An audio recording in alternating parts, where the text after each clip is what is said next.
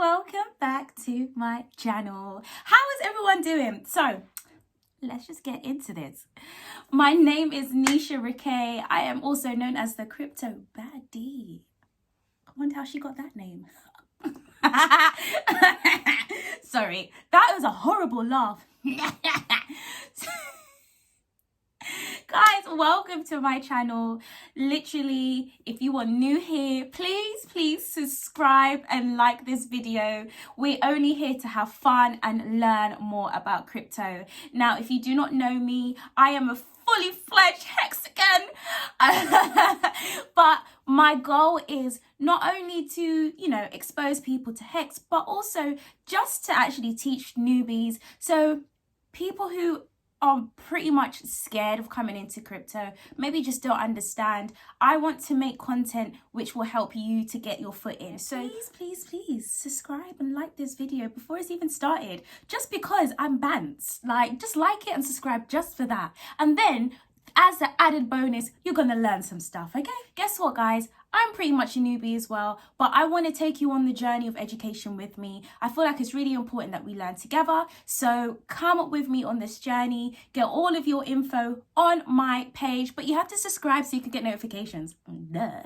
So what I'm going to need you to do, I'm going to just stick this subscribe button thing. Look, I'm new to YouTube. We're going to get all techie soon, but I'm going to stick the subscribe button down here, or maybe here. God knows where it's going to go, but wherever I'm pointing, please click on that button now. So let's get into it, guys. So what this video is going to be about is, I was seeing on Twitter a lot of people talking about that they've lost all the hex, or their wallets have been compromised, someone's cleaned them out.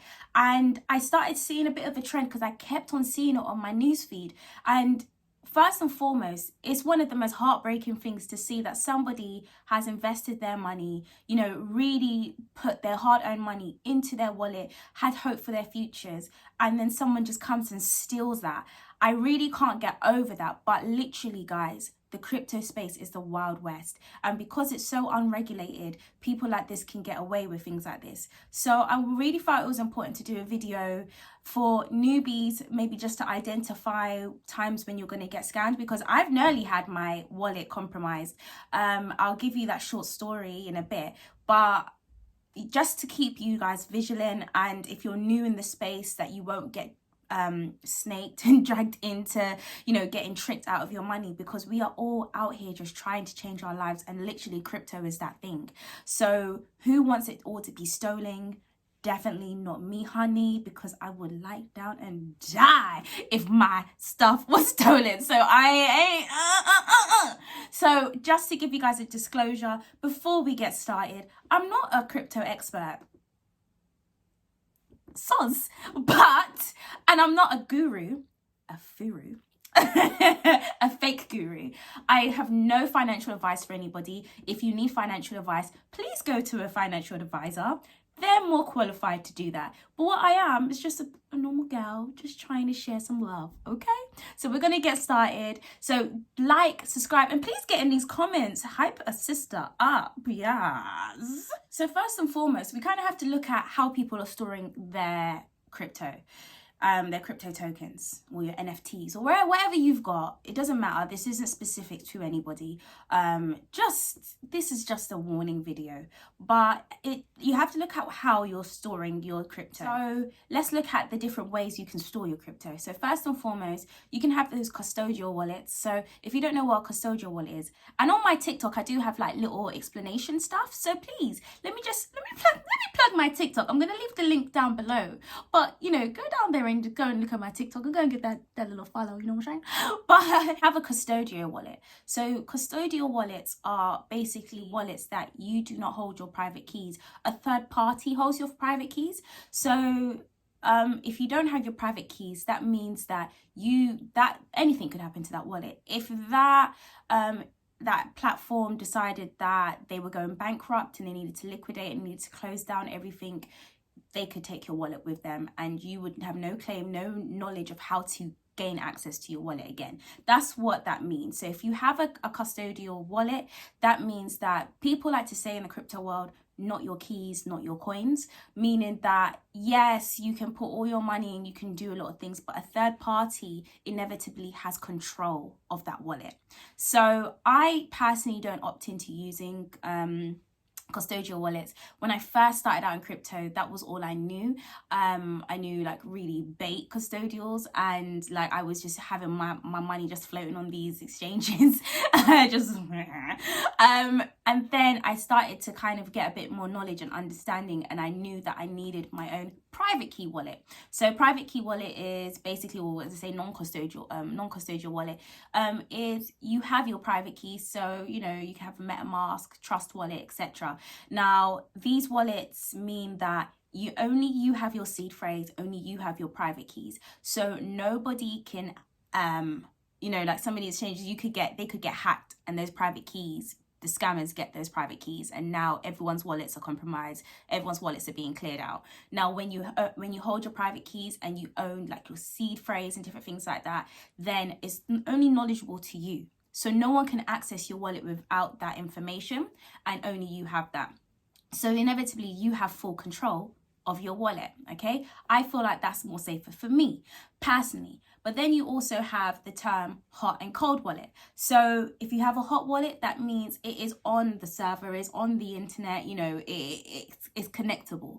And you have a cold wallet, means you'd be using something like Ledger or Trezor, which all of your crypto tokens are completely offline.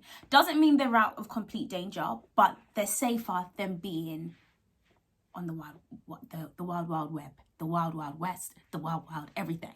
So you know, some people opt to having cold wallets. Now the way I kind of see it is, you can have a cold wallet, but it depends now on what type of holder you are, what type of crypto holder you are. And this is where I say this is a very kind of controversial conversation, and it really is each to their own. So however a particular person is with their crypto depends on what's best for them in regards to storing and protecting their wallet and their crypto.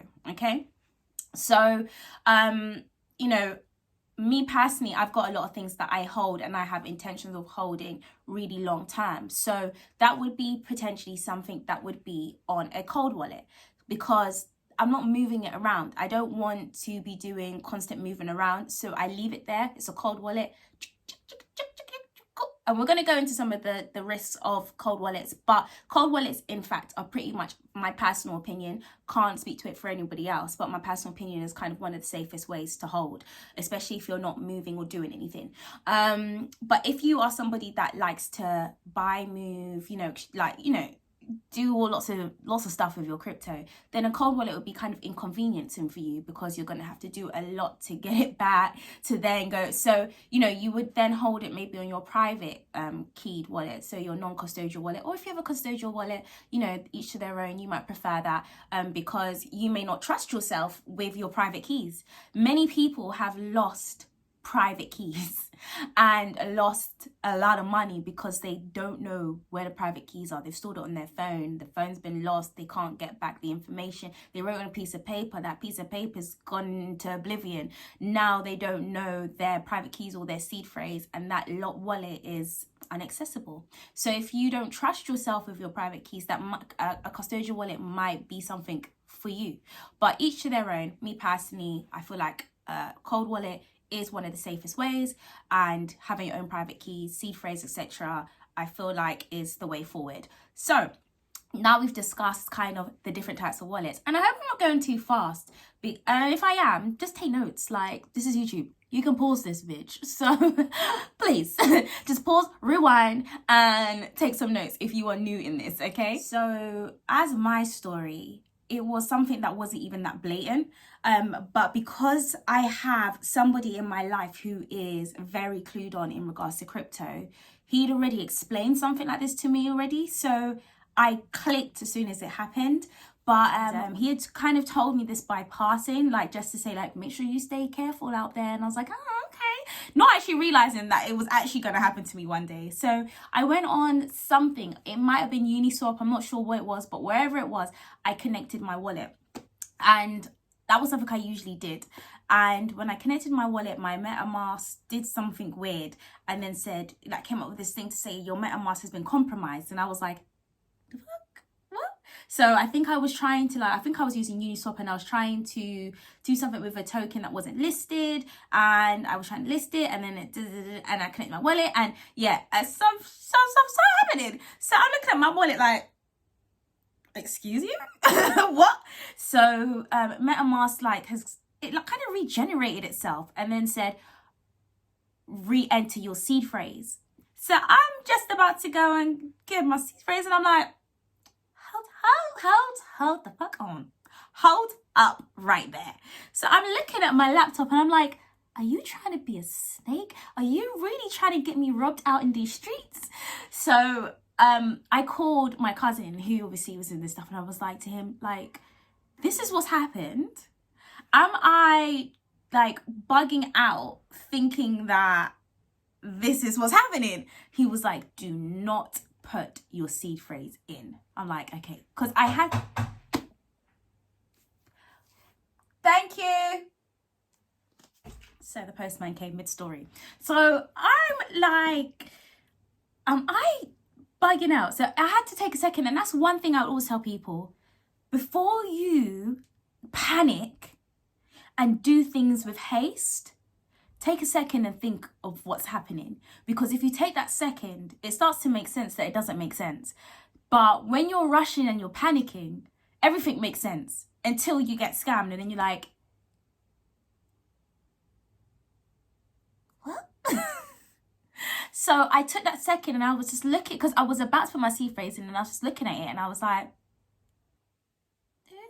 this is a bit suspect. So I called my cousin. He was like, do not put your seed phrase in. Obviously that could be some kind of phishing scam. Like don't put your seed phrase in. So then I abandoned my laptop. I basically I deleted my MetaMask off the laptop. I deleted everything that I knew was just on my laptop. I was like, my whole laptop is compromised. I would not touch my laptop. I would not go in, like, would not get my wallet, like, on my laptop, anything like that. I was just like, okay, cool. So after like a month of avoiding my laptop, because I've got other devices, after a month of avoiding that laptop, I did go back to it and go back and actually download MetaMask correctly.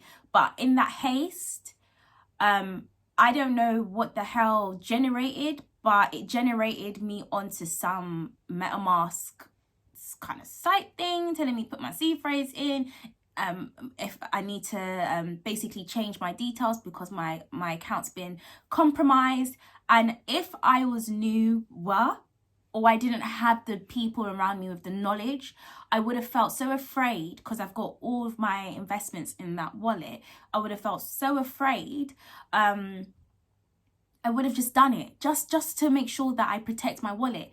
But you have to take a second and think to yourself, where the hell did this come from? Like, why all of a sudden MetaMask is like what? And how was my account compromised? And God knows, it could have been genuine. But as far as I'm concerned, I was about to get swindled out of my hard-earned money. And because I took 1 second to think, that saved me not having to think about, losing that money. So I was just like, they really tried to get me. So that is one way. If MetaMask never will ask you for your seed phrase. They will never email you for your seed phrase. None of these wallets would ever ask you for your seed phrase or your private keys just randomly, or email you to ask you for it. So if they ever do say, your account's been compromised, this, that, and the third, we need A, B, and C. We need your private key. We need your seed phrase to secure your wallet. That is definitely a red flag. Don't give that information to anybody. That's your information. You never give that up. That's pretty much like you meeting a person on the street and them saying, excuse me, hi, your Santander bank account, I think it's been, someone's done fraud in it. A random person in the street, someone's done fraud in it. Can I get your account number and the 3 numbers on the back? I will check it out for you.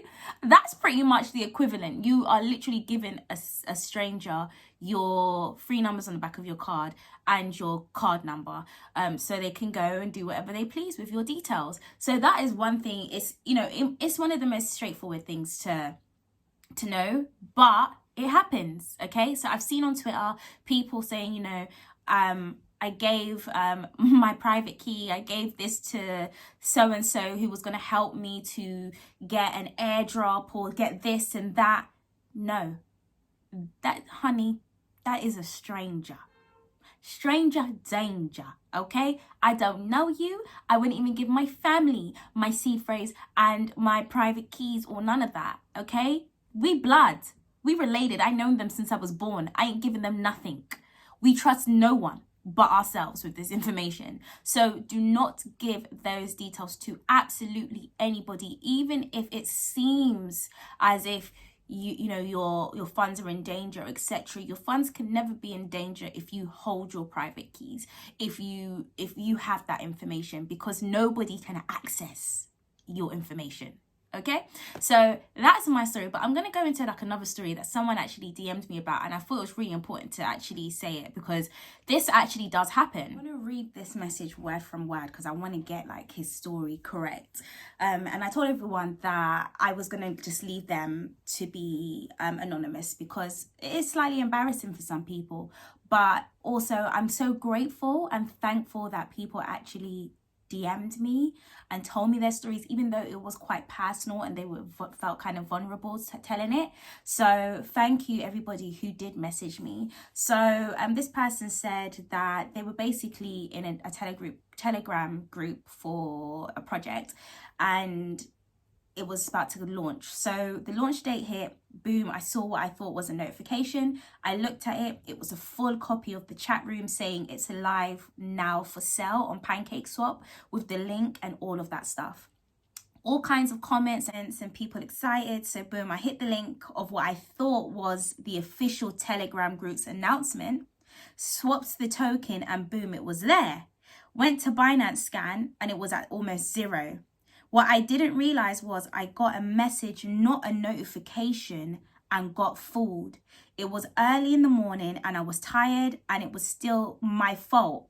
I went back to Telegram and the message was gone like it never existed, and they got my money. I was so mad and devastated at the same time. Plus, I had a partner in with me, so half was his, which made it worse. So that means we was dealing with quite a lot of money. You know, someone else invested with him and they stole it.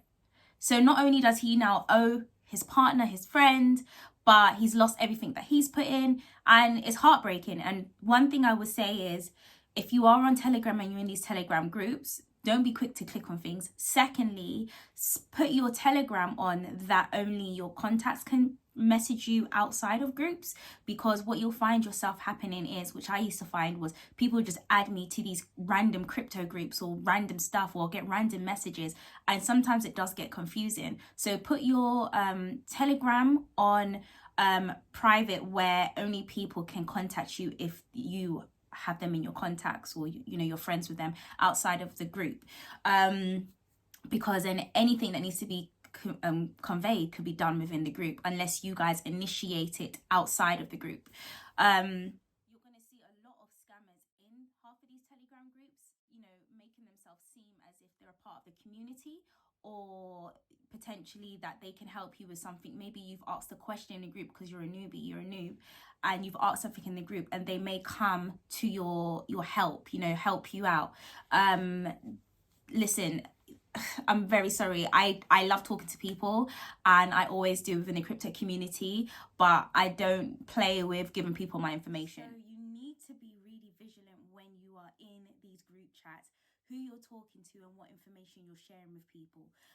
No one can hack your wallet without your information, unless you give it to them. But if we go into like cold wallets, so Trezors, Ledgers and stuff, as I said, I personally feel like those are the most safest places to hold large quantities of crypto, but they also come with their risks. So I spoke to someone online who actually had a corrupt Trezor. So when they did put their stuff on the Trezor, the actual Trezor was corrupt anyway with malware. So do not buy these Trezors and Ledgers from Amazon or third parties.